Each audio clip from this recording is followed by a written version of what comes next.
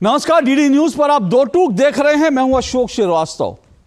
आप में से जो लोग खबरों को लेकर थोड़े ज्यादा सतर्क रहते हैं, थोड़े ज्यादा जिज्ञासु हैं और तमाम इंटरनेट पर और टीवी चैनलों को खंगालते रहते हैं, सही जानकारी तक आप पहुंचते हैं या पहुंचना चाहते हैं, उनमें से बहुत से लोग, अब से कुछ साल पहले, मैं थोड़ा सा आपको पीछे ले चलता हूं, उनमें से बहुत सारे लोग शायद ये देख करके, ये पढ़ करके हैरान होंगे कि मीडिया का एक हिस्सा लगातार कोरोना में भारत ने जो वैक्सीन बनाई, उस वैक्सीन का विरोध कर रहा था, उस वैक्सीन को वो फर्जी बता रहा था, उस वैक्सीन को लेकर भारत के खिलाफ और भारतीय वैक्सीन के खिलाफ एक प्रोपेगेंडा चला रहा था। लोगों को अजीब लगा होगा कि जब दुनिया भारत की वैक्सीन की तारीफ कर रही है, भारत की वैक्सीन दुनिया में सबसे सफल मानी जा रही है, तो फिर आखिर ये कौन से पत्रकार हैं, ये कौन सी वेबसाइट हैं, ये कौन से मीडिया ऑर्गेनाइजेशन हैं जिनको भारत की कोरोना वैक्सीन बकवास लगी। आप ये भी जानकर थोड़ा सा चौंके होंगे, हैरानी हुई होगी कि राफेल को लेकर सुप्रीम कोर्ट का फैसला आ गया। सुप्रीम कोर्ट ने माना कि राफेल सौदे में कोई गड़बड़ी नहीं है। राहुल गांधी जो लगातार राफेल को लेकर चौकीदार चोर है का अभियान चला रहे थे, 2019 में उन्हें सुप्रीम कोर्ट के फैसले के बाद बाकायदा माफी मांगनी पड़ी। सुप्रीम कोर्ट के कहने पर उन्हें माफी मांगनी पड़ी, लेकिन उसके बावजूद मीडिया का एक हिस्सा लिखता रहा कि राफेल में घोटाला हुआ है। सोचिए, सुप्रीम कोर्ट कह रहा है, लेकिन उसके बावजूद मीडिया का एक हिस्सा लिख रहा है कि राफेल में घोटाला हुआ है। यही मीडिया का हिस्सा चीन की कोरोना वैक्सीन की खूब तारीफ करता रहा, जबकि चीन की वैक्सीन जो है औंधे मुंह गिरी। मीडिया का यही हिस्सा चीन के कोरोना मैनेजमेंट की खूब तारीफ करता रहा, जबकि चीन की बदहाली के किस्से जो हैं बाद में निकल कर आए। तो सवाल उठता है कि यह मीडिया आखिर आप तक सच पहुंचा रहा था या दरअसल एजेंडा चला रहा था, और अगर एजेंडा चला रहा था तो ये किसका एजेंडा था। दो टूक में आज हम यही चर्चा करेंगे, क्योंकि वेबसाइट न्यूज क्लिक, शायद आप लोग, बहुत सारे लोग जानते भी नहीं होंगे, लेकिन कुछ लोग शायद जानते भी हों। जो वेबसाइट है, प्रोपेगेंडा वेबसाइट न्यूज क्लिक, जिसके ऊपर बाकायदा ईडी ने आज के 2 साल पहले जांच करके यह आरोप लगाया था कि इस वेबसाइट को चीन के जो सोर्सेज हैं, चीन से जुड़े एक उद्योगपति हैं, एक पैसे वाले व्यक्ति हैं, उसने 38 करोड़ रुपया दिया था चीन का एजेंडा और भारत के खिलाफ प्रोपेगेंडा चलाने के लिए। आज इस मामले में जांच एजेंसियों ने एक बड़ी कार्रवाई की। आज सुबह 6 बजे बाकायदा दिल्ली पुलिस ने इस पूरे मामले में कार्रवाई की, और कार्रवाई करने के बाद करीब 37 जगहों पर ठिकाने मारे, रेड मारे। आपको बता दें कि इस बारे में अभी ब्रेकिंग न्यूज जो आ रही है वो ये है कि पुलिस ने इस मामले में, न्यूज क्लिक मामले में, 2 आरोपियों को गिरफ्तार कर लिया है। 2 आरोपियों को गिरफ्तार किया, यह इस वक्त की बड़ी खबर आ रही है न्यूज क्लिक के मामले में। जो गिरफ्तार लोग हैं उनमें प्रबीर पुरकायस्थ और अमित चक्रवर्ती हैं, जिन्हें पुलिस ने गिरफ्तार किया है। हालांकि 37 लोगों से पूछताछ की गई, लेकिन पुलिस ने इन 2 लोगों को गिरफ्तार किया। यह इस वक्त न्यूज क्लिक के मामले में इस वक्त की बड़ी खबर है, ब्रेकिंग न्यूज है। आपको बता दें, प्रबीर पुरकायस्थ न्यूज क्लिक के संस्थापक हैं, और इन पर आरोप लगा था कि 38 करोड़ रुपए इन्होंने जो है अलग अलग सोर्सेज से, जो चीन का पैसा था, इनके पास पहुंचा। सूत्र यह भी बता रहे हैं कि ये लोग पुलिस को जांच में सहयोग नहीं कर रहे हैं। यह दुर्भाग्यपूर्ण है कि ये लोग पुलिस को जांच में सहयोग नहीं कर रहे हैं। इस बीच एक और बड़ी खबर आ रही है। National union of journalist NUJ ने न्यूज क्लिक पर लगे आरोपों की निष्पक्ष जांच की मांग की है। National union of journalist NUJ जो है पत्रकारों का एक मीडिया का संस्थान है, पत्रकारों की संस्था है, और एनयूजे ने चीनी पैसे से भारत के खिलाफ दुष्प्रचार को गंभीर मामला माना। ये कहा कि चीन के पैसे से अगर भारत के खिलाफ दुष्प्रचार हो रहा तो ये गंभीर मामला है, एनयूजे ने माना। और इसी के साथ एनयूजे ने यह भी कहा कि इस मामले की गंभीरता से जांच होनी चाहिए, जांच एजेंसियां गंभीरता से जांच करें और सभी तथ्यों का खुलासा करें। यह एनयूजे ने मांग की है। नेशनल यूनियन ऑफ जर्नलिस्ट ने कहा है कि गंभीर आरोपों की निष्पक्ष जांच जरूरी है। तो इस पूरे मामले पर माहौल आज दिन भर गरमाया हुआ था और दो टूक में आज हम इसी पर चर्चा करेंगे। और आज जो मेरा विषय है, चीनी चंदा, भारत विरोधी धंधा। आखिर कौन लोग हैं जो चीन के चंदे से भारत विरोधी धंधा चला रहे थे, एजेंडा चला रहे थे, इसी पर आज चर्चा होगी।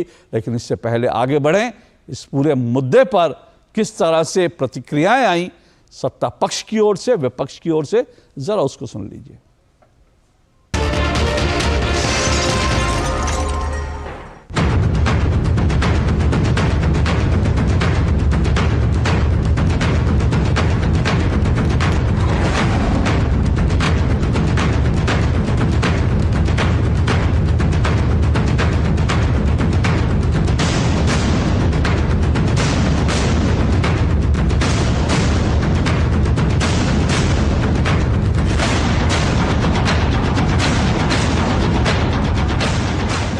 जिस तरीके से मीडिया की अभिव्यक्ति पर, मीडिया की स्वतंत्रता पर सिर्फ अंकुश नहीं लगाया जा रहा है, कई रूपों में लगाया जा रहा है। आर्थिक रूप से, सामाजिक रूप से, और अब तो बीभत्स स्वरूप आ गया। हम पत्रकारिता के साथ खड़े हैं, पत्रकारों के साथ खड़े हैं और इस कदम की कठोरतम शब्दों में निंदा करते हैं। चाइना से पैसा आकर यहाँ पर चाइना का एजेंडा चलाए अगर कोई होटल या कोई एजेंसी, तो वो तो अलाउड नहीं हो सकती। और ये मामला पहले भी हुआ, पहले भी इनके खिलाफ जांच चल रही थी सब लोगों के खिलाफ। और अब पुख्ता सबूत है कि पैसा आ रहा है चाइना से, अमेरिका से, फिर घूम कर फिर यहाँ आकर, और उस पैसे का उपयोग किया जा रहा है चाइना को यहाँ पर प्रमोट करने के लिए। ये जो बीजेपी का अमृतकाल चल रहा है उसमें सच बोलना सबसे बड़ा अपराध है। और ये जो मीडिया हाउस था जो न्यूज़ क्लिक, ये सरकार से सवाल पूछते थे। जो आज सच बोलता है इस अमृतकाल में, जो सरकार से सवाल पूछता है, उसको जेल में डाल दिया जाता है, उसके खिलाफ यूएपीए लगाया जाता है। आज आईएनसी का मतलब इंडियन नेशनल कांग्रेस नहीं, बल्कि I need Chinese money, I need Chinese MOU और आई नीड चाइनीज़ प्रोपेगेंडा बन चुका है। और आज चाइनीज़ प्रोपेगेंडा को भी फैलाने का काम कांग्रेस पार्टी ने अपने सर पर ले लिया है। इसीलिए जब ऐसे संगठन जिसके ऊपर बहुत गंभीर सवाल उठते हैं, राष्ट्रीय सुरक्षा से लेकर भी सवाल उठते हैं, 38 करोड़ रुपए चाइना के माध्यम से ऐसे संगठन में आता है और उसके बाद चाइना के प्रोपेगेंडा को फैलाने का और भारत को अंडरमाइन करने का, भारत की छवि को बिगाड़ने का, भारत के खिलाफ काम करने का सीधा कनेक्शन भी बाहर आ जाता है। वो इन्वेस्टिगेट कर रहे हैं कुछ केस न्यूज़ क्लिक के बारे में। वो केस के चलते हुए जो भी न्यूज़ क्लिक के साथ जुड़े हुए हैं उन लोगों के ऊपर हमला किया, उनकी सामग्री भी उठा ले गए, सुना। कुछ लोगों को गिरफ्तार नहीं किया। लेकिन क्या है ये केस, क्या है ये चार्ज, किस लिए उनको पूछताछ कर रहे हैं, इसके बारे में कोई जानकारी नहीं। अगर किसी ने गलत किया है तो उसके ऊपर जांच एजेंसियां काम करती हैं।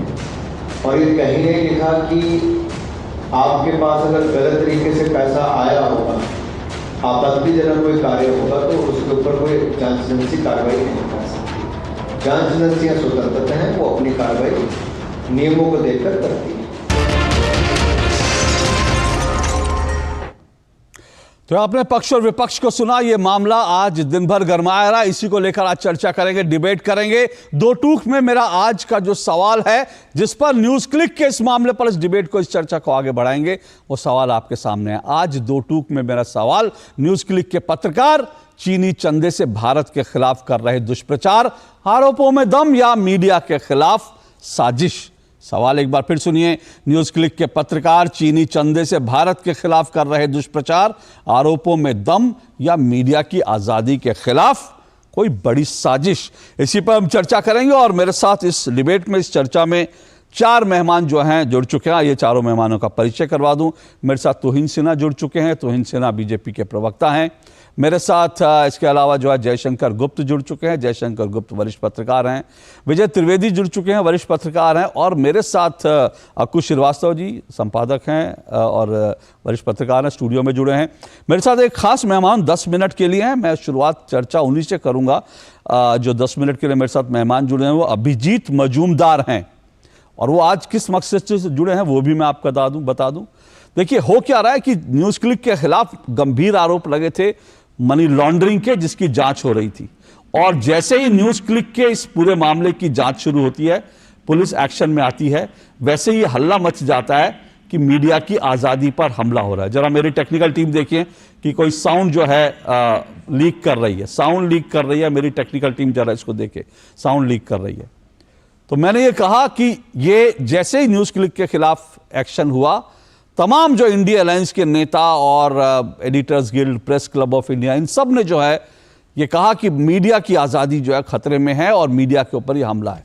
लेकिन मेरे साथ जो अभिजीत मजूमदार आपको दिख रहे हैं, अभी कल ही अभिजीत मजूमदार के पीछे तमिलनाडु की पुलिस लग गई है। और तमिलनाडु की पुलिस, तमिलनाडु में कौन है सत्ता में? तमिलनाडु में सत्ता में इंडिया अलायंस ही है, जो आज मीडिया पर आज़ादी का हमला कर रहे हैं, ये कह रहे हैं आज़ादी पे हमला हुआ है।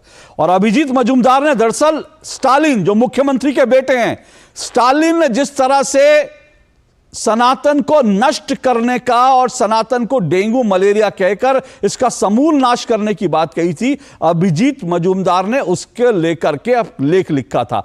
और दिल्ली में रहने वाले अभिजीत मजूमदार को पकड़ने के लिए बाकायदा तमिलनाडु से पुलिस आ रही है, उनके खिलाफ जो है वो केस कर दिया गया। तो अभिजीत मजूमदार जी, शुक्रिया आपका। मैं आपसे सिर्फ प्रतिक्रिया लेना चाहता हूं, आप कैसे देखते हैं? आपके खिलाफ केस हुआ, मैंने देखा आपने ट्वीट किया दिल्ली में और दिल्ली के बाहर भी कि कोई मीडिया ऑर्गेनाइजेशन, कोई इंडिया अलायंस का नेता, किसी ने नहीं कहा कि ये मीडिया की आज़ादी पर हमला है, जबकि आपके खिलाफ आपकी आवाज़ दबाने के लिए पुलिस एक्शन में आ गई तमिलनाडु के, क्योंकि आपने सीएम के, मुख्यमंत्री के खिलाफ लिख दिया था। लेकिन आज सभी लोग कह रहे हैं कि भाई मीडिया की आज़ादी पर हमला हो गया। कैसे देखते हैं इस डबल स्टैंडर्ड को आप? देखिए अशोक, ना तो मैं चाइना से पैसा लिया, ना अमेरिका से पैसा लिया, ना किसी से पैसा लिया। मैंने सिर्फ एक आर्टिकल लिखा था, कुछ साउंड का प्रॉब्लम। जी हाँ जी, मैं सिर्फ एक आर्टिकल लिखा था। उदयनिधि स्टालिन का जो ये था कमेंट था सनातन धर्म को लेके, उसको लेके, और पुलिस भेज दिया गया। And I am not the first journalist. Arnab को पुलिस उठा के लेके गया महाराष्ट्र में, नुपुर के पीछे FIR किया गया, Sudeep Chaudhary, Aman Chopra, there has been a long line of people जिन लोगों के पीछे इन लोग एकदम ब्रेजनली कार्रवाई किए।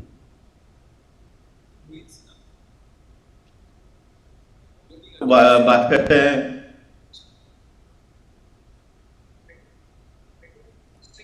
क्या हम अभिजीत जी की आवाज़ ठीक कर सकते हैं? हम उनको नहीं सुन पा रहे हैं। मेरी टेक्निकल टीम देखे क्या दिक्कत है। अभिजीत जी को हम सुन नहीं पा रहे हैं। अगर आप 2 मिनट के लिए अभिजीत जी को टेक्निकल प्रॉब्लम है तो आप उनको फ़ोन पर जोड़ दें, हम उनको सुन पाएं। प्लीज़ ज़रा एश्योर कीजिए ये। जी अभिजीत जी, अच्छा ओके, अभिजीत जी को अगर फ़ोन लाइन पर जोड़ सकते हैं तो कोशिश कीजिए। मैं उनका कमेंट जो है जी, तो मैं उनसे बात करूंगा। लेकिन जैसा मैंने कहा कि ये डबल स्टैंडर्ड जो है इसी को दिखाते हैं कि ये डबल स्टैंडर्ड हैं। तो मैं शुरुआत करता हूँ, अभिजीत जी अगर जुड़ेंगे तो मैं इस पर आऊँगा। लेकिन पहला कमेंट जयशंकर गुप्ता जी, क्या कहेंगे आप? ये जो पूरा मामला है, न्यूज़ क्लिक का मामला है, और अभिजीत जी से भी हम सुन रहे थे, कैसे देखते हैं इन सब मामलों को आप? नहीं अशोक, पहली बात तो ये कि अभिजीत का क्या मामला है वो अभी साफ नहीं है। मुझे कम से कम मुझे नहीं मालूम है कि उनको किस आरोप में गिरफ्तार किया गया था या नहीं किया गया था। आज ही दिन पत्रकारों को उनके घरों से सुबह उठाकर ले जाया गया, उनका मोबाइल या लैपटॉप जब्त किया गया, ऐसा पहले बताया गया, फिर शाम को उनको छोड़ भी दिया गया। तो उन पर क्या आरोप लगाए हैं, किस आरोप में उनको ले जाया गया, क्या पूछताछ हुई, इसके बारे में भी हम लोग अनभिज्ञ हैं। इसलिए उस पर खुल करके कोई बात ढंग से नहीं हो सकती है। जिससे आपने जो खबर दिखाई उसमें जो आप बता रहे हैं कि चीनी चंदे से भारत विरोधी धंधा या क्या समथिंग कुछ आपने कहा, तो पहली बात यह है कि चीन से अगर कोई चंदा आ रहा था उन्होंने कहा भी था पर बिल्कुल न्यूज क्लिक वालों ने भी माना था कि आया। तो क्या चीन कोई दुश्मन देश है? पहली बात, भारत सरकार ने उसको दुश्मन देश घोषित किया है, अगर किया है तो अच्छी बात है, तब तो नहीं लेना चाहिए। दूसरी बात, न्यूज क्लिक क्या कोई बैंड ऑर्गेनाइजेशन है? अगर बैंड ऑर्गेनाइजेशन है तब तो फिर उसमें काम करने वाले पत्रकारों पर आप कुछ कह सकते हैं, लेकिन अगर बैंड ऑर्गेनाइजेशन नहीं है तो उन्मूलेश का गुनाह क्या है? हम कभी टाइम्स ऑफ इंडिया में काम करते थे, हम कभी हिंदुस्तान टाइम्स में काम करते थे, तो क्या हम पूछते थे पहले उन लोगों से, हिंदुस्तान टाइम्स के मालिकान से, साहब आपने हमारा जो सैलरी स्लिप बना के दे दिया है या ऑफर लेटर दे दिया है, तो आपके पास पैसा कहां से आता है? ये तो कोई नहीं पूछता, मेरे ख्याल से आप भी नहीं पूछते होंगे, अगर कोई 5 जन में काम करता होगा तो भी नहीं पूछता होगा। और अगर लगता है कि चीन से जो पैसा चंदे का आ रहा है वो गलत है, तो सरकार को जांच करके एकदम एक लिस्ट जारी कर देना चाहिए कि चीन से किसको किसको पैसा मिला है, किन किन संगठनों को मिला है, किन किन प्रतिष्ठानों को मिला है, ये लिस्ट जारी कर देना चाहिए, बताना चाहिए कि हाँ भाई ये लोग हैं, ये चीन से पैसा लेकर काम करते हैं। बहुत सारे एनजीओ है, बहुत सारे पॉलिटिकल पार्टीज है, बहुत सारे ऑर्गेनाइजेशन है जहां चीन से पैसा आता रहा है, पीएम केयर फंड में भी आया है, ये भी सुने को आया था। तो ये सब बातें तो चलती रहती है। असल बात क्या है कि अगर आप, अच्छा दूसरा ये कि मान लीजिए उन्होंने कोई गलत खबरें दिखाई, कोई अपना अलग से एजेंडा दिखाया, तो आप उनके ऊपर किसी खबर विशेष को लेकर क्या करना चाहिए, यहाँ ये खबर गलत थी, आप प्रेस काउंसिल में जाते या फिर नहीं होता तो आप मुकदमा कहते हाँ साहब ये गलत खबर फैलाई, आपने ये किया है, इस तरह से समाज में नफरत फैलाने का काम किया है, जैसा कुछ एजेंडाधारी करते रहते हैं लोग। या आपको उससे भी अधिक लगता है साहब ये अपना कोई अलग एजेंडा चला रहे हैं, भाजपा विरोधी है, भारत विरोधी है, जो भी है, आप उनका बहिष्कार करिए, जैसे इंडिया अलायंस वालों ने किया है। अब आप उनको इंडिया अलायंस कर सकते हैं, लेकिन उनका नाम इंडिया। कौन बहिष्कार करे? कौन बहिष्कार? एक मिनट जरा भाई, टेक्निकली अगर आप इनकी आवाज साउंड क्लियर कर सकते हैं तो प्लीज कर दीजिए, मैं अपनी टेक्निकल टीम से रिक्वेस्ट कर रहा हूं। जयशंकर जी, आपने कहा कौन बहिष्कार कर दे इन लोगों का? किसके लिए आप कह रहे थे कि बहिष्कार कर दे? जिसको लगता है कि हमारे खिलाफ एजेंडा चला। नहीं, और जयशंकर जी रुकिए जयशंकर जी, आपकी आवाज़ ठीक नहीं है, आपकी आवाज़ में टेक्निकली, अगर टेक्निकल टीम मेरी सबकी आवाज़ें ठीक कर सकती है तो मैं इस कार्यक्रम को ठीक से आगे बढ़ा पाऊंगा। जरा देखिए, मैं आऊँ आपके पास जयशंकर जी, लेकिन जयशंकर जी मुझे लगता है मोटे तौर पर आपने बड़ा सरलीकरण कर दिया कि, और ये ठीक बात है कि भाई किसी को नहीं पता होता पैसा कहाँ से आ रहा है, लेकिन जो है जो लोग काम करते हैं उनको नहीं पता होता। लेकिन ये कहना कि चीन से जो पैसा आ रहा है, चीन कोई दुश्मन देश तो नहीं है, कहीं से कहीं ले सकते हैं। इस देश में कुछ नियम कायदे हैं सर, आपको भी तो जानकारी हो, आप मेरे से वरिष्ठ पत्रकार हैं। मीडिया में कहाँ से पैसा आना चाहिए, कहाँ से नहीं आना चाहिए, उसके नियम कायदे हैं, कहीं से भी पैसा नहीं आ सकता। और चीन किस तरह से पत्रकारों की शॉपिंग करता है, ये खबर भी कोई छुपी हुई नहीं है। ये चीन दुनिया भर में पत्रकारों की शॉपिंग करता है अपना एजेंडा चलाने के लिए, ये सब जानते हैं। तो मुझे लगता है इतना सरलीकरण तो खैर नहीं हो सकता, लेकिन जो आपने मुद्दे उठाए, आपकी एक मिनट उसमें बात यह है कि पैसा कोई ड्रोन से तो टपका नहीं होगा, आपके बैंकिंग सिस्टम से आया होगा, गवर्नमेंट मशीनरी से आया होगा। ऐसा तो नहीं है कि कहीं से आकर के लेके किसी सर आप फिर बड़ा सरलीकरण कर रहे हैं। आसमान से तो आतंकवादियों के पास भी पैसा नहीं टपकता सर, आतंकवादियों के पास भी, और सुनिए सर, आतंकवादियों के पास भी बैंक से ना तो उनके पास हवा से पैसा टपकता है, ना उनके जो है असली अकाउंट होते हैं, उन अकाउंट में उनका पैसा आता है कि वो आधार कार्ड दिखा के अपना अकाउंट कार्ड खोलते हैं और चीन वहां से पैसा दे देता है। इतना सरलीकरण मत कीजिए सर, गंभीर मसला है। एक मिनट, जो पैसा आया है तो उनके अकाउंट में आया है, किसी और के अकाउंट में नहीं आया। तो सर अकाउंट में आया, अकाउंट में आया, कहां से आया, उसी की तो जांच हो रही है, उसी की तो जांच हो रही है। मैं फिर कह रहा हूं, इतना सरलीकरण मत कीजिए सर। अलग अलग 38 करोड़ रुपया अलग अलग जगह से चलकर आया है, कोई एक सोर्स से नहीं आया, एक सोर्स से नहीं आया। और सवाल वही है कि 38 करोड़ रुपया जो है वो कहां से रातों रात जो है 2, 3, 4, 5, 6 सेंटर से न्यूज क्लिक को आ जाता है, उसके पीछे जांच होगी तो उसमें आपत्ति क्या है। लेकिन एक मिनट रुकिएगा, मैं बाकी गेस्ट को भी जोड़ लूं, फिर मैं आपकी बात पे आऊंगा, मैं आपको मौका दूंगा, मुझे बाकी गेस्ट को भी जोड़ने दीजिए। लेकिन एक मैं फिर कह रहा हूं, देखिए मैंने शुरू में ही कहा, ये अपने आप के ये इकोसिस्टम होता है, ये पूरा इकोसिस्टम होता है। मैं जयशंकर जी किसी का दोष नहीं दे रहा हूं, मैं सिर्फ आपको इकोसिस्टम बता रहा हूं किस तरह से काम करता है। सुबह 6 बजे छापेमारी होती है और उसके तुरंत बाद 1-2 घंटे में तमाम जो मीडिया ऑर्गेनाइजेशन है वो एक्टिव हो जाती है। मेरे पास तो एक मैंने ट्वीट करा, आप मेरे ट्विटर हैंडल पर जाकर देख सकते हैं, मेरे पास वो भी स्क्रीनशॉट है जहां कुछ पत्रकारों ने यह भी ट्वीट किया कि पेरिस में इसको बता दिया है और वॉशिंगटन में इसको बता दिया है। यानी दुनिया भर में जो ताकतें हैं उनको एक्टिव करने का खेल शुरू हो गया, ये इकोसिस्टम है। लेकिन जयशंकर जी वरिष्ठ पत्रकार हैं, लेकिन दिल्ली में होने के बाद उनको यह जानकारी नहीं लगी कि अभिजीत मजूमदार जो इतने सीनियर पत्रकार हैं उनके खिलाफ जो है इस तरह से तमिलनाडु पुलिस उनको गिरफ्तार। यही इकोसिस्टम है, मैं यही कह रहा हूं, इस इकोसिस्टम को समझिए और कोई नहीं, कि इस इकोसिस्टम में कुछ लोग गिरफ्तार हो जाते हैं, कोई चूनी होती, कुछ लोगों के खिलाफ पुलिसिया कार्रवाई होती है, कोई चूनी होती, लेकिन जिनको चीन से पैसा आ रहा है उनके खिलाफ पूरा इकोसिस्टम एक्टिव हो जाता है। लेकिन ठीक है, ओके, अक्कू श्रीवास्तव जी, अक्कू जी आप कैसे देखते हैं? क्या भाई आप भी संपादक हैं तो आपको भी नहीं पता चलता होगा पैसा कहाँ से आ रहा है, और हो सकता है आपकी ऑर्गेनाइजेशन भी इधर उधर से पैसा आ रहा है, ये भी संभावनाएं हो सकती हैं जैसे जयशंकर जी ने कहा? नहीं, ये संभावनाएं इतनी आसान नहीं होती हैं कि साहब हिंदुस्तान टाइम्स में पैसा कहाँ से आ रहा है या हम टाइम्स ऑफ इंडिया, जयशंकर जी हम लोग साथ काम कर चुके हैं तो ये हमें अंदाज़ा होता है। यूसी न्यूज़ अगर आई थी तो बहुत साफ अंदाज़ा था कि चीन अपने प्रोपेगेंडा के साथ में आई थी और आखिर उसको बंद किया गया। अब आप कहें साहब बंद कर दिया गया तो पत्रकारों की नौकरी चली गई, ये हो गया वो हो गया। हर देश का अपना नियम कानून अपने तरीके से करता रहा है। वो चीन की गतिविधियां क्या संदिग्ध नहीं रही हैं, जिसको आप कहने चाह रहे हैं कि क्या चीन की गतिविधियां संदिग्ध नहीं रही हैं, क्या पाकिस्तान की गतिविधियां संदिग्ध नहीं रही हैं, क्या हाल के दिनों में कनाडा और उसको आतंकवादियों को शय देने की गतिविधियां संदिग्ध नहीं रही हैं? तो ये आपको अंदाज़ा होना चाहिए कि देश के साथ में कौन खड़ा है कौन नहीं है। और अभी ये जांच का विषय है, इसलिए ये नहीं हुआ कि ले गए ठीक है, लेकिन अभी तो रिहा कर दिया। आप जैसा हम सबको पता है 2 लोगों को गिरफ्तार किया गया है, 2 लोगों को गिरफ्तार, प्रदीप कुस्ताज को किया गया और एक और जो है उनको किया गया न्यूज़ क्लिक के। तो ये पैसा जो 2 साल पहले से आना शुरू हुआ था, और अभी मैं एक रिपोर्ट आपको न्यूयॉर्क टाइम्स वाली जो पब्लिश हुई थी उसमें साफ लिखा हुआ था, इन अगस्त this year New York times published N investigation aliasing news click is among organisation funded by a network tied to US millionaire Neville Roy Singham for publishing Chinese propaganda.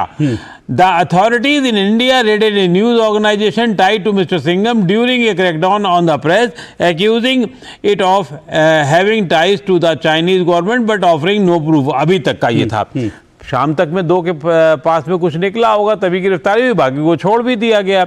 अब आप सिंघम साहब जो हैं वो फिल्मी दुनिया के सिंघम की तरीके से सब कुछ तोड़ दूंगा, सब कुछ खत्म कर दूंगा वाली मुद्रा में है तो बात दूसरी। लेकिन ये बात सही है, पत्रकार के खिलाफ में अगर कोई जांच हो रही है तो जांच तो सबके खिलाफ में होती है, क्यों नहीं कभी हो सकती है? क्या पुलिस अगर कोई गलत काम करती तो उसके खिलाफ जांच होना बंद हो जाए कि वो पुलिस वाले नहीं हम, या सेना बहुत सारे आरोप लगते हैं उसके खिलाफ जांच नहीं हो तो वो नहीं होना चाहिए?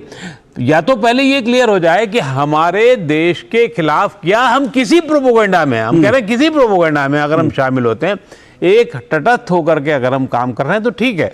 आप अगर सरकार के खिलाफ, योजनाओं के खिलाफ काम करना चाहें करिए उसमें वो, लेकिन अगर सिर्फ एक इंगित पूरी दिशा में, एक तरफा दिशा में काम करना चाहें तो वो क्या है? वो एक एजेंडा है। मैं बिल्कुल उस एजेंडे को समझने के लिए बात करूंगा मैं, लेकिन मैंने कहा जैसे मेरे साथ अभिजीत जी एक बार फोन लाइन पे जुड़े हैं, 1 मिनट उनको सुन लेते हैं। जी अभिजीत जी, माफी चाहूंगा आपसे, टेक्निकली थोड़ी प्रॉब्लम हुई, लेकिन अभिजीत जी क्या हुआ था जरा बता दीजिए हमारे दर्शकों को। हाँ नहीं, मेरे साथ ऐसा हुआ अशोक कि मैंने सिर्फ वो देखा था, अभी साउंड बहुत खराब आ रहा है, बहुत खराब आ रहा है, sorry, I am really sorry जी, बहुत ज्यादा इसमें साउंड में प्रॉब्लम आ रहा है। I am listening to my own echo. हाँ बात करो। ओके ओके ठीक है। अगर आप टेक्निकली नहीं जोड़ पा रहे हैं तो उनसे क्षमा मांग लीजिए और मैं क्षमा मांग लेता हूं, मैं माफ़ी मांगता हूं। अभिजीत जी, मेरी टेक्निकल टीम आपको जोड़ नहीं पा रही है, माफ़ी चाहता हूं आपको। मैं इस डिबेट को आगे बढ़ाता हूं जी। लेकिन तुहिन सिन्हा मेरे साथ जुड़े हैं बीजेपी से, मैं तुहिन जी के, तुहिन जी सीधा मेरा सवाल यह है कि आप लोग जो हैं पत्रकारों की आवाज़ दबाने के लिए ये सब कुछ करते हैं, क्योंकि जब से आपकी सरकार आई है पत्रकारों के खिलाफ कोई ना कोई एक्शन दिख जाता है, कभी किसी की नौकरी जाती है, कभी जो है इस तरह से जो है उनकी गिरफ्तारी के पूरा एजेंडा चलता है। तो ये आखिर क्या है? आप लोग फ्री मीडिया से इतना ज़्यादा आप लोग नाराज, दुखी या इतना ज़्यादा उनको प्रताड़ित क्यों करते हैं फ्री मीडिया को? नमस्ते अशोक जी। देखिए अशोक जी, मैं आपको पत्रकार मानता हूं। जो 14 लोग जिनको प्रतिबंधित किया है इंडिया अलायंस ने, उनको पत्रकार मानता हूं। आज जिन लोगों की पूछताछ हो रही है वो किसी जमाने में पत्रकार थे और आज पत्रकार की वेश में वो कुछ ऐसे काम कर रहे थे जिसके लिए ये छानबीन जरूरी बन गई। देश की संप्रभुता जो है वो कुछ एक अर्बन नक्सल्स की विक्टिमहुड नैरेटिव से अधिक मायने रखती है। मेरे ख्याल से कोई भी जो वेल इंटेंशन वेल मीनिंग भारतवासी है वो इस बात को मानेगा।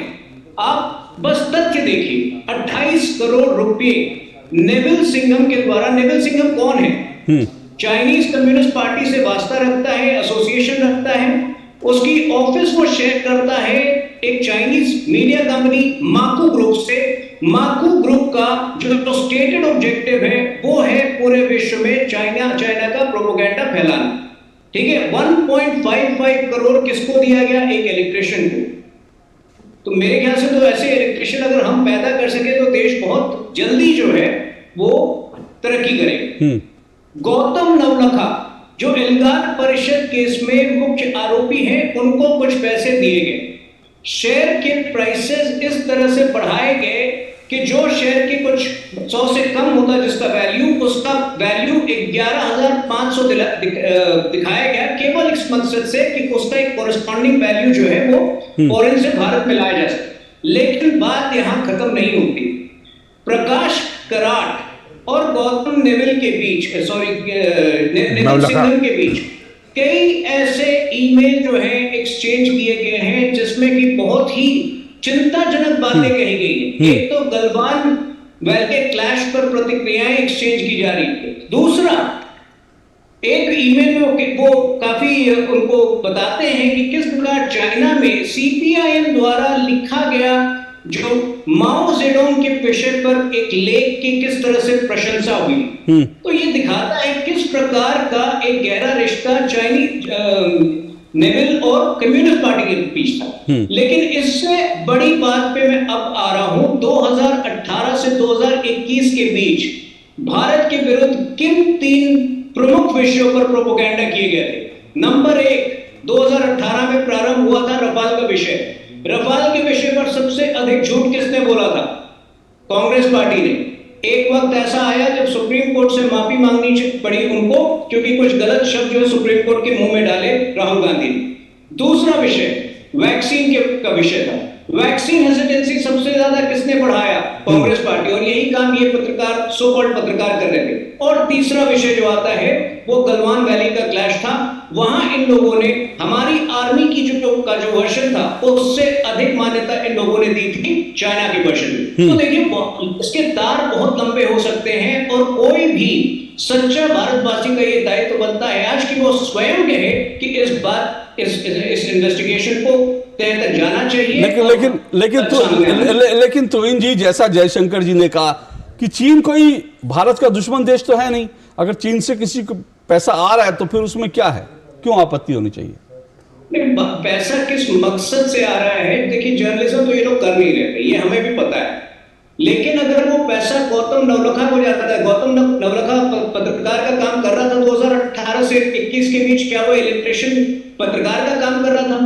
शेयर वैल्यू को किस प्रकार से एलिवेट किया गया? ये मनी लॉन्ड्रिंग के केसेस जो हैं, आप भूल जाइए चाइना से पैसा आया या किसी और देश से आया। मनी लॉन्ड्रिंग इतना बड़ा क्राइम है और मनी लॉन्ड्रिंग के तार वो कहां तक जुड़े होते, सच बात है, इनको भी नहीं पता है।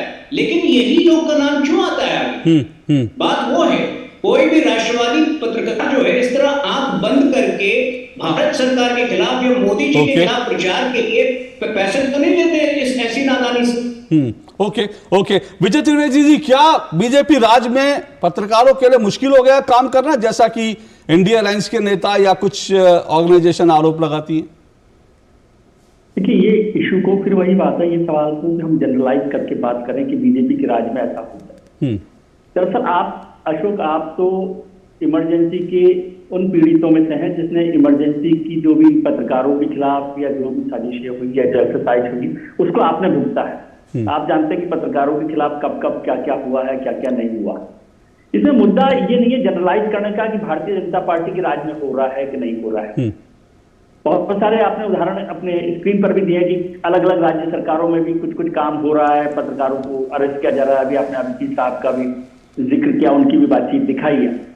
मुद्दा यह है कि किस इशू पर क्या एक्शन हो रहा है। Okay. जैसे आपने चीन की प्रोपेगेंडा की बात की, जयशंकर जी ने जिसका जिक्र किया कि चीन दुश्मन देश नहीं है, बिल्कुल ठीक बात है, दुश्मन है कि नहीं, लेकिन चीन के पैसे का कैसे इस्तेमाल हो रहा है, क्या ठीक हो रहा है, नहीं हो रहा है, ये एक महत्वपूर्ण विषय हो सकता है। ये बात भी ठीक है कि जो पत्रकार वहां पर काम कर रहे हैं उन्हें तो नहीं जानकारी कि उनके पास कैसा पैसा आ रहा है, लेकिन जो लोग उस संस्थान को चला रहे हैं उन्हें तो इस बात की जानकारी है कि किस तरह का पैसा आ रहा है। और इसको दूसरे तरीके से देखा जाता है कि उस पैसे का इस्तेमाल आप पत्रकारिता में क्या गलत तरीके से तो नहीं कर रहे हैं।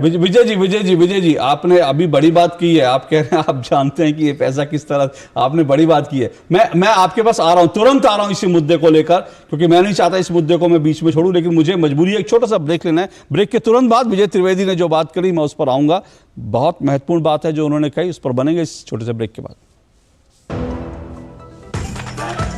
मैं क्या जी सब जानते हैं, जहां दिखे मारियो, अपना समझ के खा लियो।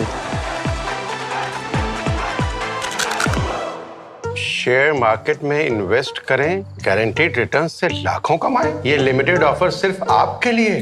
नागिन की आंख में कैमरा फिट होता है। तुम भी क्या बकवास में यकीन करती हो? आप भी तो वही कर रहे हो पापा। शेयर मार्केट में कोई गारंटीड रिटर्न्स का वादा नहीं कर सकता। ऐसा कोई मैसेज, मेल या ऐड दिखे तो समझिए गलत है। ऐसे स्कीम निवेशक के साथ धोखा है और कानूनन अपराध भी। कितनी बार तो समझाया आपको।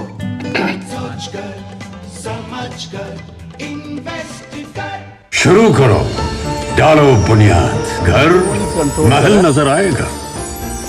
वंडर लाइए, वंडर अपनाइए, फर्क नजर आएगा। वंडर सीमेंट, फर्क नजर आएगा। गोल्डी छोले मसाले, जहाँ जाए रिश्ते बनाए, जहाँ जाए रिश्ते बनाए, गोल्डी मसाले। श्री अन्न को दी गई प्राथमिकता से देश के छोटे किसान, हमारे आदिवासी भाई बहन जो किसानी करते हैं, उनको आर्थिक संबल मिलेगा और देशवासियों को एक स्वस्थ जीवन मिलेगा। माननीय प्रधानमंत्री के आह्वान पर श्री अन्न यानी मिलेट्स को एक नई पहचान मिली है और जन जन इसे अपना रहा है और जन भागीदारी की मुहिम चल पड़ी है। इस पहल से वैश्विक मंच पर कम पानी की खपत वाली सघन एवं पोषक फसलों को बढ़ावा मिलेगा। मिलेट्स जलवायु अनुकूल हैं और आसानी से उगाए जा सकते हैं, जिससे किसानों की आमदनी में भी बढ़ोतरी होगी। इंटरनेशनल ईयर ऑफ मिलेट्स के जरिए श्री अन्न की खपत में वृद्धि होगी, पोषण सुरक्षा मिलेगी और मिलेट्स के अंतर्राष्ट्रीय बाजार में एक नई पहचान सुनिश्चित होगी। प्रोटीन, विटामिन, खनिजों से भरपूर मिलेट्स ग्लूटेन फ्री होते हैं, जो स्वास्थ्य के लिए भी सर्वश्रेष्ठ हैं। आइए भोजन में श्री अन्न को अपनाएं, जीवन को स्वस्थ और समृद्ध बनाएं।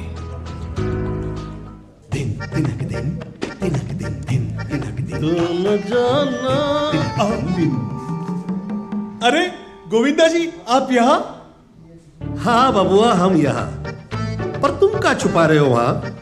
कुछ भी तो नहीं। जब दांत खाज की खुजली पे ना हो काबू तो उसे गमछे से नहीं छुपाते बाबू। तो फिर उसे भगाए कैसे? जालिम लोशन लगाकर दांत खाज की खुजली, एक्जिमा जड़ से निकाले। अभी खरीदे जालिम लोशन। वाह भैया, तारी तो गणी धाकड़ पहचान से। अरे वाह मयंक, अरे तो धाकड़ पहचान हो रखी से। आजकल तो बड़े धाकड़ों से घनी पहचान हो रही हमारे मोहल्ले वालों की। सही कहे। मारी भी लग जाती सरकारी नौकरी अगर लोगों की तरह किसी धाकड़ आदमी से हमारी जान पहचान होती। हाँ भाई, धाकड़ से पहचाने में। भाई कौन है यो धाकड़? ताऊ या मामा? अरे न ताऊ न मामा, धाकड़ है मोदी जी और मनोहर लाल जी। उन्होंने बिना खर्ची पर्ची के मेरिट पर भर्ती कराई। तेरी और तेरे दोनों साथियों की भी लग सकती है अगर मेरिट हो। अब हरियाणा में खर्ची और पर्ची का झंझट हुआ खत्म। सरकारी नौकरी में भर्ती की प्रक्रिया को आसान बनाया। हरियाणा में अब मेरिट पर मिलती है हर नौकरी। मेरिट पर 1,10,000 भर्तियां हुई और 60,000 नौकरियों में भर्ती का काम है जारी। धाकड़ हरियाणा, जो ठाना वो कर दिखाया। बहुत हार्ड वर्क करते हो, मेरी तरह स्मार्ट वर्क करो। क्यों? लॉटरी लगी है? लॉटरी समझो, शेयर मार्केट की एक मस्त स्कीम में इन्वेस्ट कर रहा हूँ। गारंटीड हाई रिटर्न्स आएंगे। आपके गारंटीड हाई रिटर्न्स कोई करण अर्जुन नहीं है जो जरूर आएंगे। मतलब? बाबा, शेयर मार्केट में जोखिम होता है, कोई भी गारंटीड हाई रिटर्न्स का वादा नहीं कर सकता, ये गैर कानूनी है। अच्छा, हाँ। सोच कर समझ कर इन्वेस्ट कर। मैं क्या जी, सब जानते हैं, जहां दिखे मारियो, अपना समझ के खा लियो।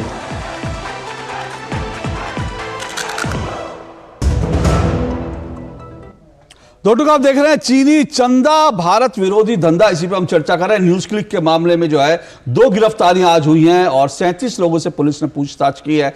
यह आरोप है कि न्यूज क्लिक के ऊपर जो है, न्यूज क्लिक को जो है चीन के सोर्सेज से करीब 38 करोड़ रुपया जो है अवैध रूप से हवाला के जरिए मिला और इसको लेकर के जो ईडी जांच भी कर रहा है और इसी को लेकर 2 गिरफ्तारियां हुई हैं।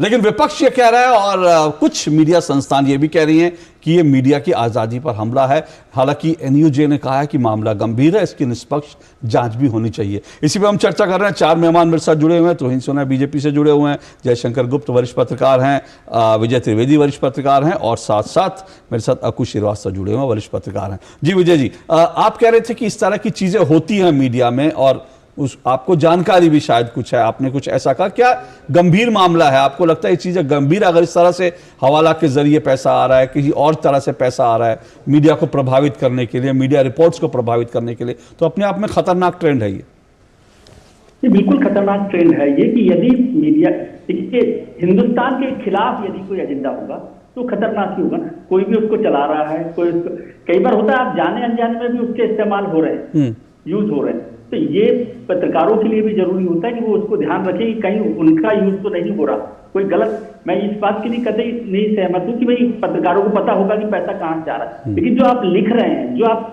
प्रसारित कर रहे हैं, जो भी आप जानकारी है, क्या आप समझते हैं कि वो ठीक है?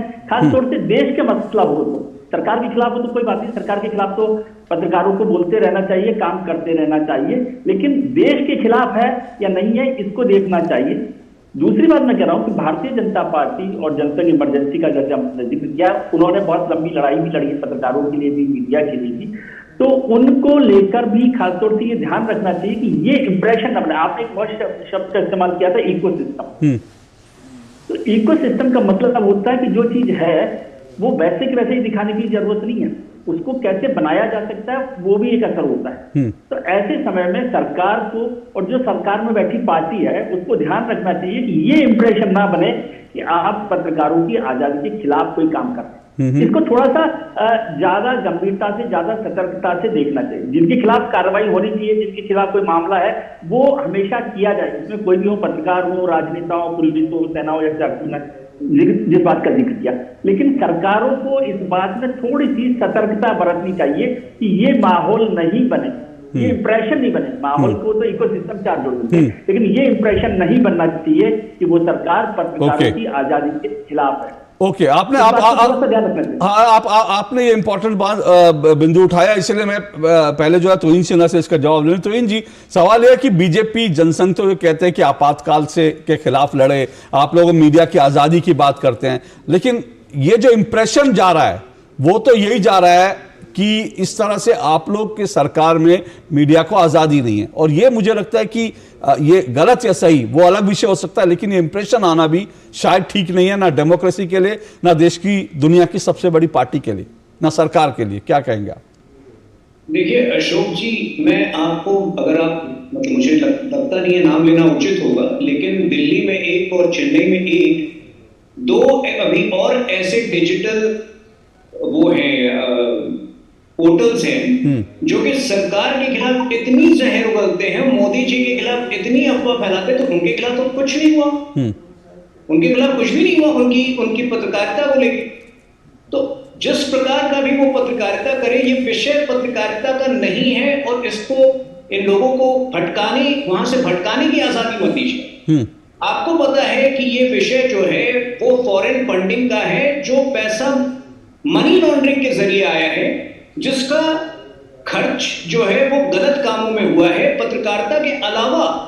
मतलब मुझे नहीं पता पत्रकारिता जो 28 करोड़ उनको 3 साल में मिले हैं, वो कितना कोई अकाउंट दे पाएंगे, नहीं दे पाएंगे, कि किस प्रकार की पत्रकारिता हुई है। लेकिन हाँ, जरूर एक इलेक्ट्रिशियन को गया है, जरूर गौतम नवलखा को गया है, जरूर जो है वो शेयर वैल्यू का हेर फेर हुआ है।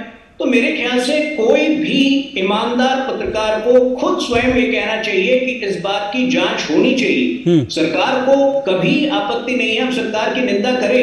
हमने किसी पत्रकार को, कोई विपक्ष का ऐसा पत्रकार नहीं है जिसको 8 दिन बिना FIR का जेल में रखा, जिस प्रकार से इन्होंने अर्नब गोस्वामी को रखा था। ऐसा कोई पत्रकार नहीं है जिसको केवल एक आर्टिकल जिसमें उसने सनातन द्रोह की निंदा की है, उसके लिए उसके खिलाफ FIR हो और चेन्नई से पुलिस उसको ढूंढने दिल्ली आए। तो मेरे ख्याल से इश्यूज से भटकना नहीं चाहिए। और मुद्दा यहाँ यही है कि पैसे की हेर फेर हुई है, पत्रकारिता छोड़ के बाकी सारे काम हुए हैं। और जहां मनी लॉन्ड्रिंग का सवाल आता है, ये राष्ट्रीय सुरक्षा से जुड़ा मामला होता है, इस पर कोई भी सच्चा हिंदुस्तानी को कॉम्प्रोमाइज नहीं करना चाहिए। ओके, जयशंकर जी, सवाल यह कि पैसा आया, दुश्मन देश था या नहीं था, पैसा जो आया उसकी जांच चल रही है, लेकिन जो ईमेल्स जो मिले हैं, जो ईमेल जो है दोनों तरफ से आ जा रहे थे, उन ईमेल से पता चलता है कि विदेश में बैठा एक व्यक्ति जो पैसा भेज रहा है वो बताता था कि इस तरह से खबर का एंगल ये होना चाहिए, चीन को इस तरह से प्रमुखता से छापना है, चीन बहुत बढ़िया ये काम कर रहा है ये छापना है, भारत में ये गड़बड़ हो रही है छापना है। क्या विदेश में बैठा अगर एक व्यक्ति पैसा भेज रहा है और वही तय कर रहा है कि क्या छपेगा क्या नहीं छपेगा, किस एंगल से छपेगा, तो क्या आपको लगता है ये पत्रकारिता है? नहीं, अगर इस तरह का कोई मैसेज भेजता है तो यकीनन उस पर कार्रवाई होना चाहिए। अगर जिसको पैसा भेजता है और जिसके लिए डायरेक्टिव जारी करता है कि इस तरह से पत्रकारिता होनी चाहिए, इस तरह से होना चाहिए, और अगर वो आग्रेशन उस ढंग से करता है तो आप ठीक है, उसकी जांच कराइए, उसमें कहीं कोई दो राय नहीं है, इसमें तो कोई बात नहीं है। दूसरी बात है कि जैसे अभी तुहिन का है, तो मैं देखिए यहाँ मैं किसी पार्टी के प्रवक्ता का जवाब नहीं देता हूँ आमतौर पर। पहले तो उनको आप समझा दीजिए, वो बार बार अभी भी 28 करोड़ कर रहे हैं, आप 38 करोड़ कर रहे हैं। बिल्कुल, अच्छा ठीक है। अच्छा, मैं एक मिनट सर, एक मिनट, आपने इंपॉर्टेंट बात की। एक बात आप बिल्कुल जाहिर सी बात है, आपको मैं, अब तुहिन सिन्हा जी हैं, आप किसी भी मेरे डिबेट में जो जुड़े पत्रकार हैं उनको किसी प्रवक्ता से काउंटर करने के लिए नहीं, मैंने, वो आपकी इच्छा है, लेकिन आप उनसे सवाल पूछ सकते हैं पत्रकार होने के नाते। वो मेरे शो, एक मिनट सर, मैं एक बात कह रहा हूं, कम से कम मेरे शो में इतनी आजादी है कि बीजेपी से आप खुलकर सवाल भी पूछ सकते हैं, उन पे सवाल भी खड़े कर सकते हैं। लेकिन जो आपने 28 करोड़ 38 करोड़ का, उस पर मैं सिर्फ ये कह दूं, हाँ तुहिन जी ने 28 करोड़ कहा था, लेकिन ये 28 करोड़ जो है टुकड़े टुकड़े में पैसा आया था, और जो कुल पैसा आया 2-3 साल में, वो टोटल अमाउंट 38 करोड़ रुपए है। जी, अब आप अपनी बात रखें। जी, अब दूसरी बात, जैसे हमारे मित्र विजय हैं, उन्होंने बहुत अच्छा याद दिलाया, आपके बारे में भी कहा, आपातकाल के आप उपयोगी हैं, आपके पिताजी आपातकाल में जेल गए थे, मैं जेल में था, मेरे पिताजी जेल में थे, हम दोनों एक ही जेल में थे, आजमगढ़ की जेल में थे, हम दोनों बाप बेटे एक ही जेल में थे, इमरजेंसी में, हमसे बड़ा भुक्तभोगी नहीं है। लेकिन उस समय जिस ढंग से प्रेस पर काबू पाने की कोशिश की गई थी, उसका खामियाजा इंदिरा गांधी और उनकी पार्टी को किस तरह भुगतना पड़ा, ये 1977 के नतीजे साफ बताते हैं। तो इसलिए अगर आप असहमति और प्रतिरोध की आवाज को दबाने की कोशिश करते हैं, आम जनता में, आम लोगों में यही फीलिंग आ रही है कि जो सरकार के खिलाफ बोल रहे हैं, जो सरकार के खिलाफ कोई बात करते हैं, उनके खिलाफ एक्शन हो रहे हैं। अब अंदर की बात क्या है क्या नहीं हो, जब जांच होगी, या उसका सवाल है कि 2 साल पहले ईडी ने कार्रवाई की थी शुरू, आज आप 2 साल में आपको नहीं पता लगा कि जो वहां काम कर रहे हैं पत्रकार, उनकी उसमें क्या भूमिका थी। आज आप उनको सुबह उठा करके ले गए, दिन भर उनको आपने हैरेस किया पूछताछ के नाम पे, और शाम को कहा कि जाइए, अगली बार जब फिर बुलाएंगे तो आ जाइएगा। ये तो कोई मतलब नहीं होता है। 2 साल की जांच में आपको कुछ भी नहीं पता था, और आज आप लेकर जा रहे हैं, और एक साथ कितने लोगों को ले जा रहे हैं, 16 या कितने, 37 लोगों से 37 लोगों को उठा कर ले जा रहे हैं, उनसे पूछताछ कर रहे हैं, और उसमें से 2 लोगों को आप गिरफ्तार कर रहे हैं। तो ये दबाव बनाने की अगर कोशिश है, लोगों को धमकाने की या समझाने की कोशिश है, उस तरह का इंटिमिडेशन की कोशिश है, तो मुझे लगता है इसके नतीजे बहुत अच्छे तो अभी तक नहीं रहा। अतीत का अनुभव यही रहा है। और देखिए, राष्ट्र विरोधी काम अगर कोई भी करता है, मैं तो एक बार, जैसे मैंने शुरू में भी कहा था, अभी भी कह रहा हूं कि चीन ही क्यों, बाकी देशों से मनी लॉन्ड्रिंग से पैसे किन संगठनों के पास आ रहे हैं, किन लोगों के पास आ रहे हैं, उसकी जांच करा करके एक बार लिस्ट जारी कर दिया जाए, सामने आ जाए कि हाँ साहब किसको किसको फंड आया है, कहाँ से फंड आया, और फंड नहीं, देने वाली एजेंसी कौन है, और उन लोगों का उद्देश्य में क्या काम है। नहीं जयशंकर जी इसमें जयशंकर जी इसमें एक पेच है। अगर आज सरकार एक लिस्ट जारी कर भी दे, उसकी जांच जब तक नहीं, तो अभी तो कई बार आरोप लगते हैं, उसकी जांच होती है, जब जांच होती है तो इसकी प्रक्रिया होती है। आज सरकार एक लिस्ट जारी कर भी दे, कल को फिर दूसरी एक पता चले, जिस वक्त लिस्ट जारी हुई उसके 2 दिन बाद फिर किसी को पैसा आया, तो ये तो सतत प्रक्रिया चलती रहेगी और जांच भी सतत प्रक्रिया है। लेकिन आपने जो सवाल, लेकिन हाँ ठीक है वो सवाल मैं उठाऊंगा सरकार के पास जो जानकारी उपलब्ध है। लेकिन ये जानकारी सरकार के पास जो उपलब्ध थी वही जानकारी जो है मैं उन्हीं के इर्द गिर्द चर्चा कर रहा हूं। ये जो जानकारी आई थी कि ईमेल्स का आदान प्रदान हुआ है जिसमें पैसा भेजने वाले ने कहा है कि इस तरह की खबर छपनी चाहिए, यह एजेंडा होना चाहिए, और जो तुहिन जी ने जानकारी दी वो भी सरकार की ओर से, जांच एजेंसियों की ओर से जानकारी आई कि 1.5 करोड़ रुपए इलेक्ट्रीशियन को पे कर दिया गया। अब वो कौन सा ऐसा काम था जो इलेक्ट्रीशियन, मतलब मुझे नहीं मालूम, वो शायद मेरे ख्याल से हमारी पूरी इमारत भी अगर इसमें इलेक्ट्रीशियन को एक काम करेगा तो एक व्यक्ति का 1.5 करोड़ बिल नहीं होगा। ये सारे सवाल जो है वो उठते हैं और उस पे जांच होने में कोई तकलीफ नहीं है। लेकिन इसका अर्थ हम ये भी निकाल सकते हैं जी, दूसरी बात है कि तुहिन जी तो सर्टिफिकेट भी बांट रहे हैं कि कौन पत्रकार है कौन नहीं पत्रकार है। जो सरकार जो भी बजाय वो पत्रकार है उनकी निगाह में, जो सरकार के खिलाफ अपनी असहमति व्यक्त करे या प्रतिरोध की आवाज करे वो पत्रकार नहीं है। ओके तुहिन जी जवाब दीजिए, आप हाँ रिस्पॉन्ड कर रहे हैं, सुनिए 1 मिनट जी तुहिन जी रिस्पॉन्ड कीजिए। बार 1.5 करोड़ की चर्चा आ रही है, इसका तात्पर्य ये भी हो सकता है, आप निकाल सकते हैं कि शायद जिस प्रकार की पत्रकारिता ये कर रहे थे उसमें पत्रकारों की आवश्यकता ही नहीं थी, तो इलेक्ट्रीशियन भी उस तरह के जो है प्रोपेगेंडा आवश्यकता पड़ने पे कर सकता था। अच्छा, एक चीज मैं इस संदर्भ में एक बात और कहना चाहूंगा। मनीष कश्यप जो है एक यूट्यूबर है, मुझे नहीं मालूम देश के लोग उसको पत्रकार मानेंगे नहीं मानेंगे, क्योंकि कम से कम editors guild of India, press club of India, ये सब तो उसको पत्रकार नहीं मानते। क्योंकि जब मनीष कश्यप की गिरफ्तारी होती है, यह आरोप लगाकर ये उसके बारे में आता है कि उसने फेक न्यूज फैलाई, यूएपीए मनीष कश्यप पर लगा दिया गया और वो जो है आज जेल में। तमिलनाडु और बिहार की सरकार ने उसके खिलाफ एक्शन लिया, आज वो जेल में है। तब सवाल है कि कई लोगों ने कहा वो पत्रकार नहीं है तो हम क्यों बोले, लेकिन सवाल ये उठता है कि न्यूज क्लिक के भी बहुत सारे लोग जो काम कर रहे थे वो भी आज यूट्यूबर हैं। तो सवाल है, अगर आप यूट्यूबर को पत्रकार मानते हैं तो मनीष कश्यप भी पत्रकार था, उसके लिए आपने छाती क्यों नहीं पीटी? आप अगर आज जो है सो कॉल्ड, एक मिनट सर मुझे अपनी बात पूरी करनी थी, 1 मिनट सर। तो आज जो है मनीष कश्यप के लिए आप नहीं बोले, लेकिन आज आप बोल रहे। दूसरी बात, यही जो संस्थाएं आज जो कह रही हैं कि हम मीडिया की आजादी की बात करते हैं, मैं तो सवाल उनसे भी पूछूंगा ना।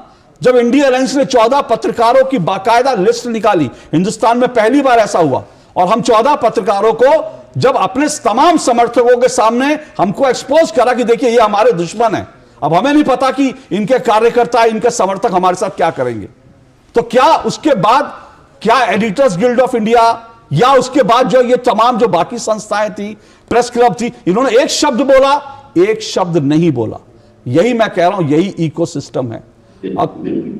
अक्कू जी एक मिनट रुकिए सर, जी 1 मिनट रुकिए जी, मुझे एक अक्कू जी सर मैं अक्कू जी के पास जा रहा हूं, 1 मिनट रुकिए, मैं आऊंगा आपके पास। अक्कू श्रीवास्तव जी, बार बार बात वही आ रही है कि ये जो लोग कर रहे हैं, पहली बात तो बीजेपी सर्टिफिकेट नहीं बांटेगी, ये बात बिल्कुल सही है, और मुझे लगता है बीजेपी भी नहीं बांट सकती, इंडिया अलायंस भी नहीं बांट सकता, प्रेस क्लब ऑफ इंडिया भी नहीं बांट सकता, और एडिटर्स गिल्ड भी नहीं बांट सकता कौन पत्रकार है कौन नहीं। किसी को हक नहीं है कि पत्रकार तय करे कि हाँ हमारे पत्रकार तुम्हारे पत्रकार, मैं कहता हूं किसी को इस बात का हक नहीं है। लेकिन बार बार बात यही आ रही है कि भाई अगर वो पत्रकार कर रहे हैं तो उनको मालूम नहीं है, दूसरी बात यह है कि भाई एक माहौल बन रहा है देश में कि ये सरकार जो लोग उनके खिलाफ बोलते हैं, असहमति जताते हैं, उनके खिलाफ एक्शन लेती है। देखिए, ये ऐसा नहीं है, ये पहली बार हो रहा है, ये कांग्रेस के ज़माने में भी ऐसा होता था, बाद में भी अभी था, लेकिन इधर क्योंकि कुछ गतिविधियां, आपको ये ध्यान रखना होगा, विश्वव्यापी परिवेश में याद रखना होगा कि भारत की ताकत के खिलाफ बढ़ते हुए में कौन उससे दुश्मनी रखता है, ईर्ष्या रखता है, और कौन फिर अपनी एक्टिविटी कैसे करता है। ये हम सबको पता हुआ है कि चाइना हम लोगों के खिलाफ है और अपने तरीके से हमें बदनाम करने की कोशिश करता है। कुछ हद तक यूरोप और मतलब और दुनिया के और देश भी अपने काम में इसी तरीके से करते रहते हैं।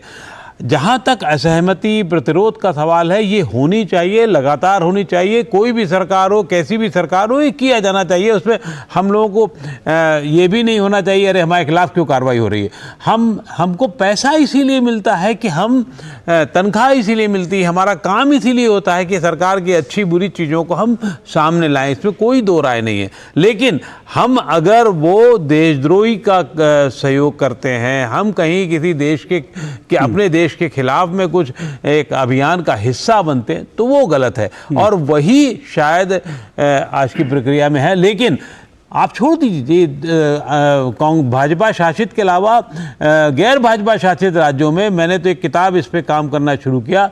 पता लगा था एक बड़े बड़े जो बहुत मतलब समाजवादी सरकारें जहां अभी भी चल रही हैं, वहां पर सिर्फ इसलिए नहीं लोग लिखने को, बात करने को तैयार हुए कि उनकी सरकार ने बहुत सारे लोगों को गिरफ्तार कर लिया इस तरीके से। और कई राज्य ऐसे हैं, एक दो नहीं, ये जयप्रकाश जी भी जानते हैं और विजय जी भी जानते हैं। और मुझे तो सब कहिएगा तो मैं अभी बताइएगा तो मैं बताना शुरू कर दूंगा अभी से। तो ये एक सिलसिला होता है। तो वो असहमति वाला है, प्रतिरोध वाला है, वो चलता रहता है। और मुझे लगता है कि हम सबके साथ में ऐसा होता है। लेकिन अगर वो देश के खिलाफ है, ईडी अगर इन्वॉल्व हो रहा है, तो वो गलत है। और फिर आपको सतर्क होना चाहिए, चाहे वो न्यूज क्लिक हो, चाहे एबीसी हो, चाहे बीसी। आज बहुत सारे चैनल ऐसे हैं जो खुलेआम सरकार का विरोध करते हैं। बहुत सारे लोग ऐसे हैं, पत्रकार हैं, जिसमें हम भी कभी कभी जाते हैं और उसमें वो पता है हमें कि ये एक पक्ष रखते हैं सिर्फ, तब भी वो उसके खिलाफ में बहुत कोई कार्रवाई तो नहीं होने जा रही है। और बहुत सारे लोग चैनल, बड़े चैनल ऐसे हैं, बड़े बड़े मीडिया प्लेटफॉर्म है, जिसको जो जानबूझ के बहुत सतर्क रहते हैं, मैं नाम जानता हूं उनका, वो सतर्क रहते हैं कि हम बाहर से कोई पैसा नहीं लेंगे, पब्लिक से पैसा ले लेंगे। तो वो ठीक है, वो चल रहा है, जो भी करेंगे मुझे एक ब्रेक ऑर्डर पर एक चीज और कह रहा हूं। ये आपने समाजवादियों की बात करी, मुझे नहीं मालूम कि समाजवादी सरकार उसको कहना चाहिए नहीं कहना चाहिए, लेकिन अखिलेश यादव जी जब सरकार में थे तो पत्रकारों पर यूपी में क्या क्या हुआ छुपा हुआ नहीं है। अभी जब चुनाव थे उन्होंने एक पत्रकार को धक्का दिया, वो पूरी वीडियो सामने आई थी, वो किसी से छुपा नहीं है। और अभी जो है मनीष कश्यप की, जिनकी मैं बात कर रहा था, मनीष कश्यप ने जब उनकी पेशी हो रही थी, उस पेशी के दौरान मनीष कश्यप ने अपनी मां से गले मिलते हुए अपनी रोती मां को ढांढस बंधाया और वहां उन्होंने 2-4 शब्द कह दिए कि मैं झुकूंगा नहीं। और इसके बाद बिहार सरकार ने 5 पुलिस कर्मियों को सस्पेंड कर दिया और मनीष कश्यप ने, क्योंकि वहां अदालत के बाहर एक बयान दे दिया, मनीष कश्यप पर एक और केस ठोक दिया है। तो ये तो इस देश में जो सो कॉल्ड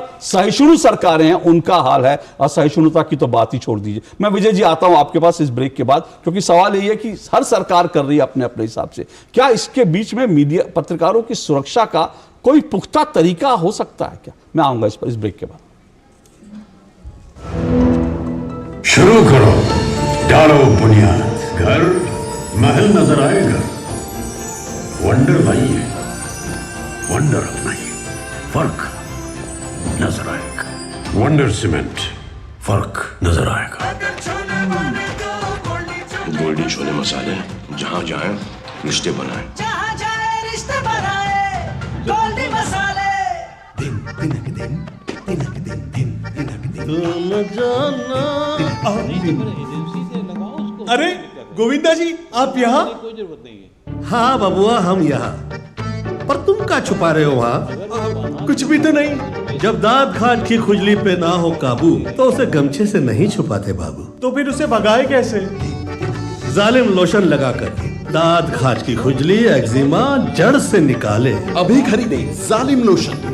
शेयर मार्केट में इन्वेस्ट करें, गारंटीड रिटर्न से लाखों कमाएं। ये लिमिटेड ऑफर सिर्फ आपके लिए।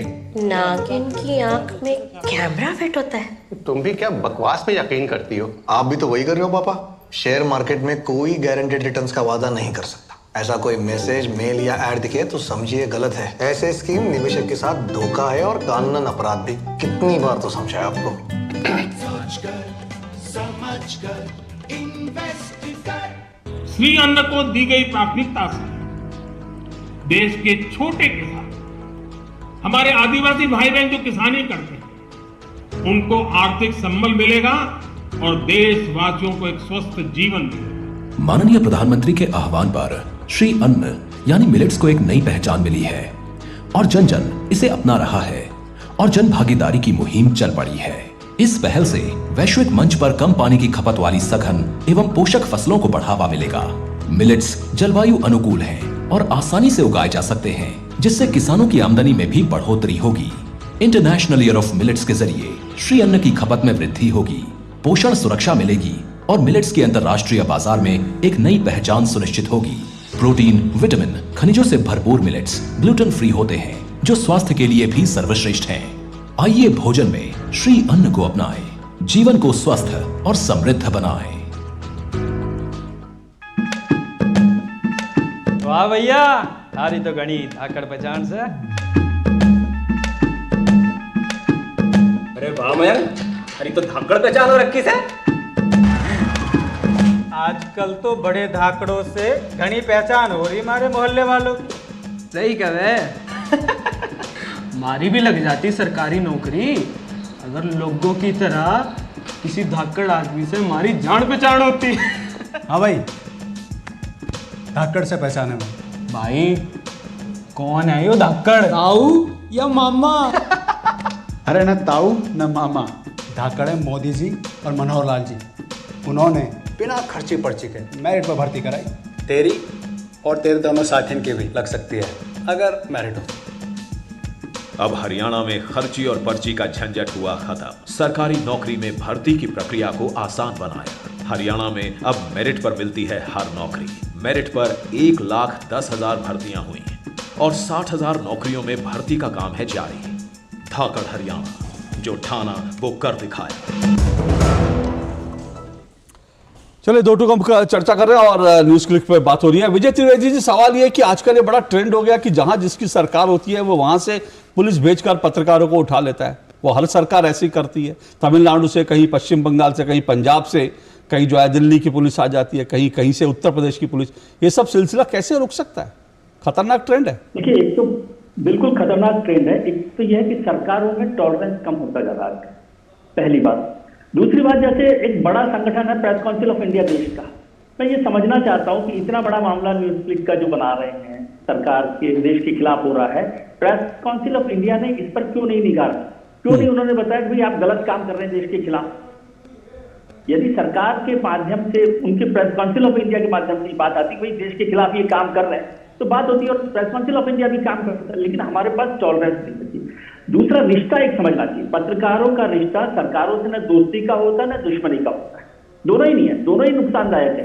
दुश्मनी रखेंगे वो भी नुकसानदायक है, दोस्ती रखेंगे वो भी नुकसानदायक। उनको एम्पायर की भूमिका में रहना चाहिए कि क्या बॉल ठीक से गई है कि नहीं गई है, आउट है कि नहीं है, एम्पायर की भूमिका पे।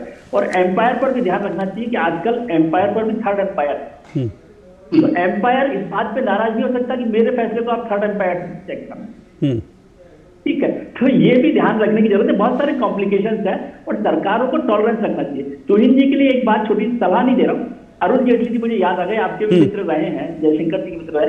अरुण जी के पत्रकारों से बड़ा अच्छा रिश्ता रहता था, दोस्ती नहीं कहता हूँ, अच्छा रिश्ता रहता था। और वो अक्सर ये बात कहते थे कि पत्रकारों और सरकार में लड़ाई होगी तो आखिर में पत्रकार का नुकसान नहीं होगा।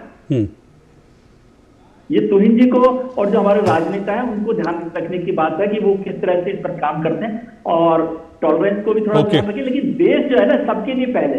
ओके, मेरे पास समय कम है। तुहिन जी जल्दी से रिस्पॉन्ड करना चाहते हैं, पर एक चीज आपने कहा कि पत्रकार को अंपायर की भूमिका में, एक मिनट सर, मेरे पास बिल्कुल समय नहीं है, पत्रकार को अंपायर की भूमिका रहना चाहिए, बिल्कुल सही बात है। लेकिन भारत पाकिस्तान का मैच हो रहा हो और अंपायर के ऊपर यह आरोप लग जाए कि अंपायर ने पाकिस्तान से पैसा ले लिया, तब आप क्या करेंगे अंपायर का? क्योंकि इस मामले में यह बता दूं, मैं सिर्फ यह बता रहा हूं, न्यूज क्लिक के मामले में पाकिस्तान के पूर्व मंत्री ने भी ट्वीट करके जो है न्यूज क्लिक के प्रति और भारत में पत्रकारों के ऊपर जो हमले हो रहे हैं न्यूज क्लिक पर, उस पर चिंता जताई है पाकिस्तान के पूर्व मंत्री ने। तो इन जी जल्दी से रिस्पॉन्ड कीजिए। विजय जी ने कहा, विजय जी बड़े वरिष्ठ पत्रकार हैं, तो इनको मैं बता दूं कि ये जो 14 लोग हैं इनके साथ तो मेरे बड़े मधुर संबंध है, बाकियों के साथ भी मधुर संबंध चाहता हूं। लेकिन स्वच्छ भारत अभियान पिछले 9 सालों से चल रहा है और इनको भी चाहिए कि अपने गिरबान में जाकर स्वच्छ भारत अपने स्वभाव में भी करे और इतना जो है देश, मतलब मोदी के हेट्रेड में देश को हेट ना करे। ठीक है, बिल्कुल सही बात है। पत्रकारों को इस बात की तो कम से कम, सर मेरे पास बिल्कुल समय खत्म हो गया है, बहुत बहुत शुक्रिया चारों मेहमानों का, लेकिन पत्रकारों को पत्रकारिता करें, इसमें कोई दो राय नहीं, लेकिन कम से कम भारत विरोधी एजेंडा और चीन से प्रोपेगेंडा, चीन का पैसा है, चीन का प्रोपेगेंडा चलाएं, कम से कम इससे बचना चाहिए। और इस मामले में जो कार्रवाई हो रही है, निष्पक्ष कार्रवाई हो और जांच, सही तथ्य देश के सामने आए, ये जरूरी है। आज के लिए इतना ही, नमस्कार।